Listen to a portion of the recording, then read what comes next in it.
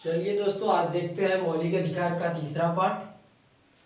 जो ये तीसरा पार्ट है, पहले पार्ट में मैंने मौलिक अधिकार में जो मौलिक अधिकार 12 से 35 में है, तो पहले पार्ट में मैंने आर्टिकल 12 में परिभाषा और आर्टिकल 13 में संगतियां और मुख्य जो मौलिक अधिकार के पार्ट है, समानता का अधिकार, स्वतंत्रता का अधिकार, शोषण के विरुद्ध अधिकार, धार्मिक स्वतंत्रता का अधिकार और पांचवा संस्कृति एवं शिक्षा संबंधित अधिकार और छठवां संवैधानिक उपचारों का अधिकार। ठीक है, ये जो है इसमें हमने पहले पार्ट में मैंने समानता का अधिकार की बात की, जो आर्टिकल 14 से 18 तक है, इसका बात हुआ। इसमें 5 आर्टिकल थी, इसको मैंने इसके पहले वाले वीडियो में बताया। फिर उसके बाद स्वतंत्रता का अधिकार जो आर्टिकल 19 से 22 तक था, और तीसरे पार्ट में और स्वतंत्रता मौलिक अधिकार का तीसरा जो मौलिक अधिकार है, शोषण के विरुद्ध अधिकार। ठीक है, इसमें 2 अनुच्छेद आते हैं। ठीक है, इसमें 2 अनुच्छेद आते हैं, जो 23 और 24 है। ठीक है, हम इसको देखते हैं। फिर धार्मिक स्वतंत्रता के अधिकार देखेंगे, फिर संस्कृति एवं शिक्षा संबंधित अधिकार को देखेंगे। चलिए हम देखते हैं आर्टिकल या अनुच्छेद 23, मानव के दुर्व्यवहार और बलात्कार का प्रतिषेध। ठीक है, इसमें बताया गया है कि मानव के साथ दुर्व्यवहार एवं बलात्कार, ठीक है, किसी व्यक्ति को आप बलात्कार के माध्यम से उसको जोर जबरदस्ती नहीं करेंगे। ठीक है, जोर जबरदस्ती नहीं करेंगे, उसे के साथ सही व्यवहार करेंगे, और किसी भी व्यक्ति को क्रय विक्रय, मतलब किसी व्यक्ति के किसी अंग या पार्ट, जैसे हुआ आंख, गुर्दा, किडनी, ब्लड, इसका आप क्रय और विक्रय नहीं कर सकते हैं। ये उस व्यक्ति का मौलिक अधिकार है। ठीक है, किसी व्यक्ति द्वारा वो नहीं किया जाएगा। ठीक है, आर्टिकल 24 हम देखते हैं, बालकों के नियोजन का प्रतिषेध। बालकों का नियोजन का प्रतिषेध, इसमें बताया गया है कि 14 वर्ष से कम 14 वर्ष से कम के 14 वर्ष से कम के बच्चों को किसी भी कारखानों या खनन या उद्योग में नहीं रखा जाएगा। ठीक है, उसे बेगारी नहीं कराया जाएगा। ठीक है, वो व्यक्ति 14 वर्ष से कम का आयु है तो किसी भी कारखाने या खनन में या किसी वर्ग पे, जोखिम पे उसको वर्ग नहीं किया जाएगा। ठीक है, अन्यथा वो दंडनीय अपराध माना जाएगा। तो आर्टिकल 24 में बताया गया है कि किसी भी बालक को 14 वर्ष से कम आयु का है, वो बालक को किसी भी जोखिम कार्य के लिए प्रेरित नहीं किया जाएगा।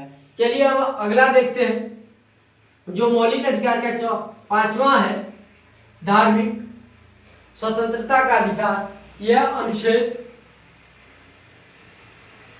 25 से 28 तक है। ठीक है, ये 25 से 28 तक है। इसको हम देखते हैं। पहला इसमें है अनुच्छेद 25, अंतःकरण की और धर्म के अबाध रूप से मनाने, मतलब किसी भी व्यक्ति को अपने अनुसार धर्म मनाने की आचार और प्रचार, किसी भी व्यक्ति को अपने अनुसार धर्म को अपनाने और उसका प्रचार प्रसार करने की स्वतंत्रता है, आर्टिकल 25 में कहा गया है। अनुच्छेद 26 में धार्मिक कार्यों के प्रबंधन की स्वतंत्रता, किसी भी व्यक्ति को अपने धर्म के कार्य का प्रबंधन और कर सकता है, किसी भी संस्थान में वो कर सकता है। ठीक है, उसका प्रचार प्रसार किसी संस्था के माध्यम से वो व्यक्ति कर सकता है। ठीक है, आर्टिकल 27 में बताया गया है धर्म की अभिव्यक्ति धर्म की अभिव्यक्ति के करों के समुदाय से संबंधित। ठीक है, जो धर्म में मतलब किसी व्यक्ति का कोई भी धर्म हो, वहां पे जो चढ़ावे पैसे आते हैं, ठीक है, तो राज्य सरकार द्वारा उस धर्म के पैसे पर जो मंदिरों में चढ़ाया जाता है उस पर टैक्स नहीं लगाया जाएगा या कर मुहैया नहीं कराया जाएगा राज्य सरकार के द्वारा। ठीक है, किसी भी व्यक्ति जो विशेष रुपया जो रखा गया है मंदिर के नाम से उस पर कर राज्य सरकार नहीं लगाएगी। आर्टिकल 28 को देखते हैं। धार्मिक शिक्षा में उपस्थित होने से स्वतंत्रता। व्यक्ति को अपने धर्म में उपस्थित हो सकता है। ठीक है, जैसे हिंदू हो, मुस्लिम हो, सिख हो, ईसाई हो, अपने धर्म की शिक्षा वो ग्रहण कर सकता है, अन्यथा राज्य का कोई धर्म नहीं है। ठीक है, इसमें राज्य का कोई धर्म नहीं है, न राज्य कोई स्कूल चलाता है किसी धर्म के अनुसार। ठीक है, वो सबके लिए समान चलाता है राज्य सरकार।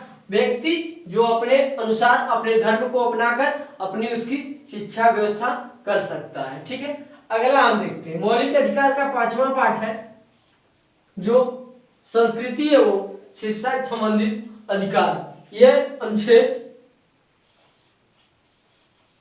29 और 30 में 29 और 30 में इसकी व्याख्या की गई है। तो हम देखते हैं अनुच्छेद 29 को। अल्पसंख्यक वर्गों के हितों का संरक्षण। आर्टिकल 29 में बताया गया है कि अल्पसंख्यक के हितों का संरक्षण। जो अल्पसंख्यक वर्ग है वो अपने अनुसार अपनी शिक्षा अपनी भाषा के अनुसार वो व्यवस्थित कर सकते हैं। ठीक है, वो भाषा हो बोली हो वो अपने भाषाओं के आधार पर शिक्षा ग्रहण कर सकते हैं। जैसे वो तेलुगु बोलना चाहते हैं तेलुगु, तमिल, कन्नड़, हिंदी। ठीक है, तो अल्पसंख्यक वर्ग जो भी है अपने भाषा के अनुसार वो अपना शिक्षा संस्थान कर सकता है। ठीक है, इसमें बात की वर्तमान समय में अल्पसंख्यक वर्ग छह है जो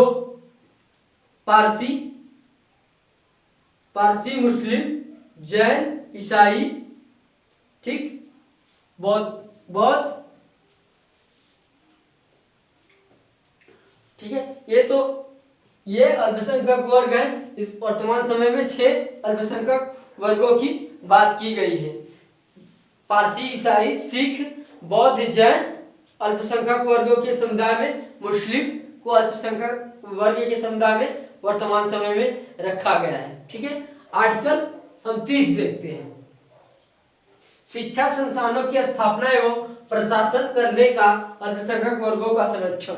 ठीक है, तो इसमें आर्टिकल 30 में बताया गया है कि अल्पसंख्यक वर्ग अपने भाषा के अनुसार शिक्षा का स्थापना कर सकते हैं। ठीक है, जैसे अल्पसंख्यक वर्ग है जो वो भाषा पढ़ना चाहते हैं उस आधार पे वो शिक्षा संस्थान की स्थापना कर सकते हैं। ठीक है, और कर सकते हैं और प्रशासन और अल्पसंख्यक वर्ग उसके प्रशासन चलाने के लिए स्वतंत्र है। ठीक है, वो अपने अनुसार उसकी प्रशासन चला सकते हैं। ठीक है, ये राज्य सरकार की जिम्मेदारी होती है कि अल्पसंख्यक वर्गों के लिए शिक्षा संस्थानों में भेदभाव नहीं किया जाएगा।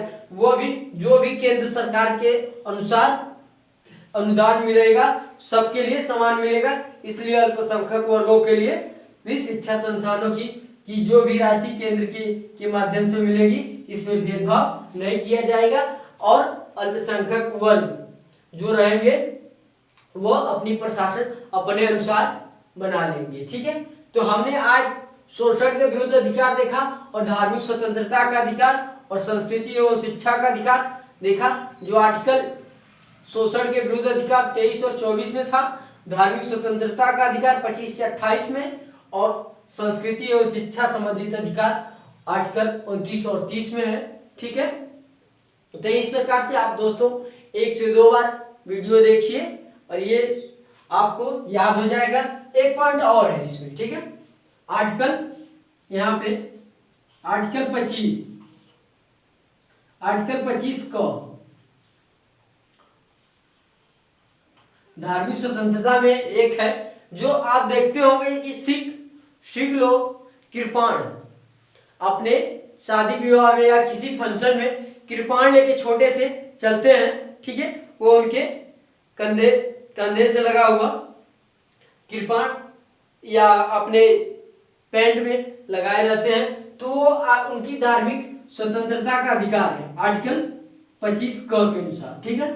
तो ये धार्मिक स्वतंत्रता में ये भी यहां से क्वेश्चन अक्सर पूछता है, ये इंपॉर्टेंट है, ठीक है। 25 क। तो इस प्रकार से मैंने धार्मिक स्वतंत्रता के 25 क, 26, 27 और 28 ये धार्मिक स्वतंत्रता के संबंधित थे, और 29 और 30 संस्कृति एवं शिक्षा से संबंधित है अल्पसंख्यक वर्गों के लिए। तो दोस्तों, आप वीडियो को पहली बार आए हो तो चैनल को सब्सक्राइब करें, ठीक है, और शेयर लाइक करना ना भूलें, और वीडियो को 1 से 2 बार आप लोग देखेंगे, याद हो जाएगा। जय हिंद, जय भारत दोस्तों।